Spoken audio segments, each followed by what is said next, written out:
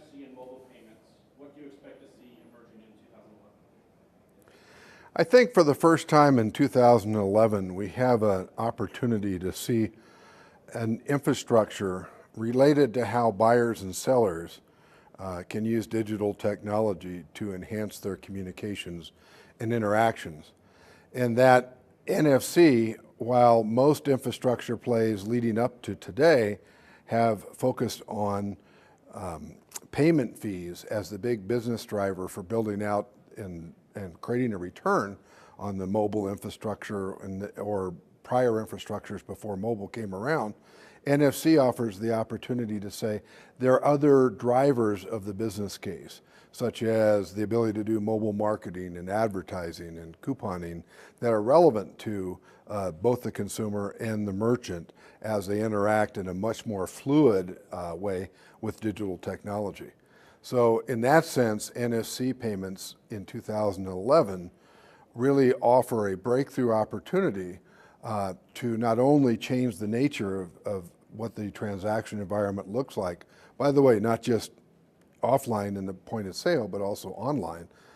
It offers the opportunity to bring people together that haven't worked out together in a collaborative way to enhance this buyer-seller interaction. So I think all the elements of the infrastructure, such as the handsets, the chips in the handsets, to a large degree are being subsidized or already being put into play and not waiting for the classic old payment fee allocation or split to determine whether people are going to do this stuff or not. It's going to be on new value propositions going forward. That's very exciting. How do you see industry stakeholders aligning and benefiting from NFC mobile contactless payments? Following on the previous question, NFC infrastructure and the ability to do enhanced two-way location-aware, fully digital interactions puts the transaction in the hands of those people who can best enhance that experience.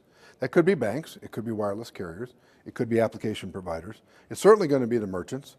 It could be the consumers, it could be elements and functions in the handsets or in the POS terminals. So everybody now really has a stake to think about how they can add to the quote-unquote mobile ecosystem and begin to think about how that new infrastructure really does represent the vanguard for reform of the old magstripe physical card payment system that's been around and served well for 4 or 5 decades, but has clearly outlived its usefulness. It's too costly, it's too fraud prone, it creates ungodly expenses like PCI compliance. We've spent enough in the United States on PCI compliance since 2004 to implement EMV chip plus PIN 3 times over.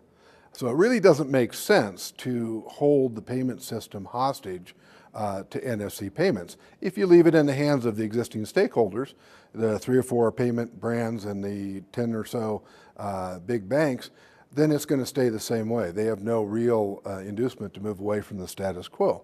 So in that sense, bringing all these other stakeholders to the party gives you an opportunity to say, let's reinvent the payment system around this interactive, two-way, digitally smart kind of mechanism and get away from everything that's held us back in the magstripe world, at least for the last 10 or 20 years.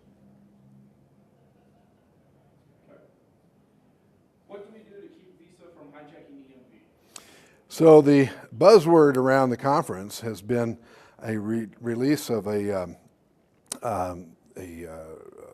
wire from Visa last week where they said, contrary to some controversy that had formed up over the past few months, that if you were to move to EMV chip plus PIN as part of the transition to NFC contactless technology, would merchants be off the hook from these PCI compliance costs that have grown so onerous?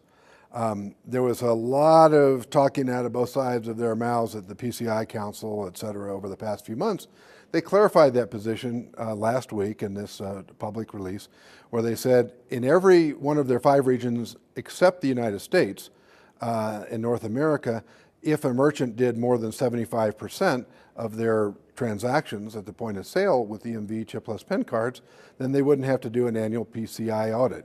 Well, that's throwing a bone, but it's a useful bone for all those merchants in every place outside the United States, Canada, and Mexico.